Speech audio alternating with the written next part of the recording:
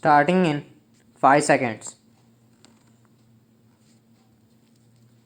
Since yesterday, we have had a very fruitful exchange of opinions on the issues that have been covered in the midterm appraisal of the 10th 5-year plan.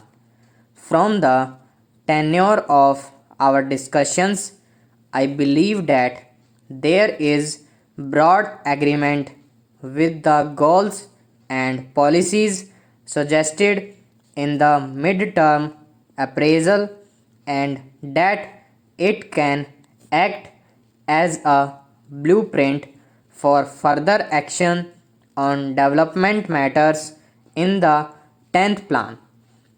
It can also act as the starting point for initiating work on the 11th 5-year plan. During the course of our discussions, a number of very valuable suggestions were made by chief ministers which may require a review of some of our policies, programs, and approaches. I am certain that the Planning Commission has taken note of these suggestions and will act on them in the coming months. Today, India is at a historic point in its development tragedy. As I said in my opening remarks yesterday, we are now at a point in time where we can deliver growth at a rate of 7%, 8% at this point in time, owing to the development over the last 2 decades. There are no external constraints to the growth of our country. It is very much in the realm of possibility for this country to become a prosperous nation rid of the perennial problems of poverty, ignorance, and disease. The world is today looking at India with great interest as the saga of our development and rise to prominence on the international stage unfolds. Rare are such moments in history when a nation suddenly captures the imagination of the world.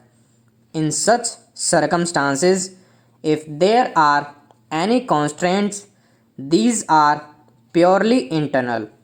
Our success in living up to our potential depends solely only on us. No external force can be blamed if we do not rise up to everyone's expectations. Therefore, it is incumbent on all of us in this August gathering to ensure that we realize this potential. It is this vision of a resurgent India that must guide our actions while discharging our duties. As I had said earlier, the environment for India's development has never been as favorable as it is now.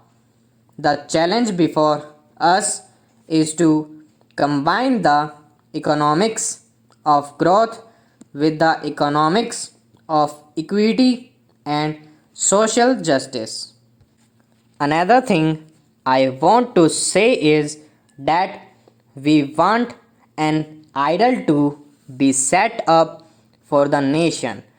It is only the performance of this august body which can set an idol or an example for the people to follow.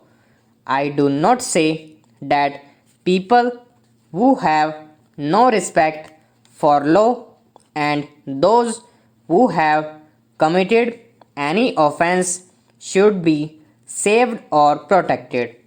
But then it can be done only by utilizing the funds of the people collected from the people in a proper manner so that we can positively make progress. For this purpose, I would request the Honorable House that if some amendments to the rules of procedure are necessary, we must think of it and we must make the principles and the rules such that the House is not disturbed or no disturbances are created every day and our time is not wasted. Another aspect to which I would draw the attention of the Honorable House through you is that economy is one of the most important factors and economies has to be affected by us also. I was reading the Comptroller and Auditor General's report for the year. I find that crores of rupees have not been utilized for years together. During the period, a leader of the opposition party was Minister of Industry. What was done has to be looked into. I would draw the attention of the Honorable House to the fact that if you read the whole book, you will find no manual of accounts, no statements, and no discounts reconciling the actual expenditure made, and nothing could be done. You will find in this a large number of such items involving crores of rupees. This has affected the economy of this country. What has been done about it? I would make a submission that wherever you find such wastage of money, in those cases, a very stringent view has to be taken, and those persons who are guilty must be punished. Individual responsibilities must be fixed.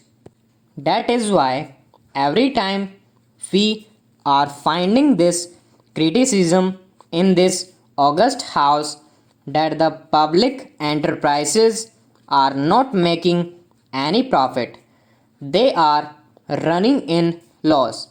It is a must that the faculty must be punished because we are wedded to the principle of socialism and we want the poorer people of this country to come up.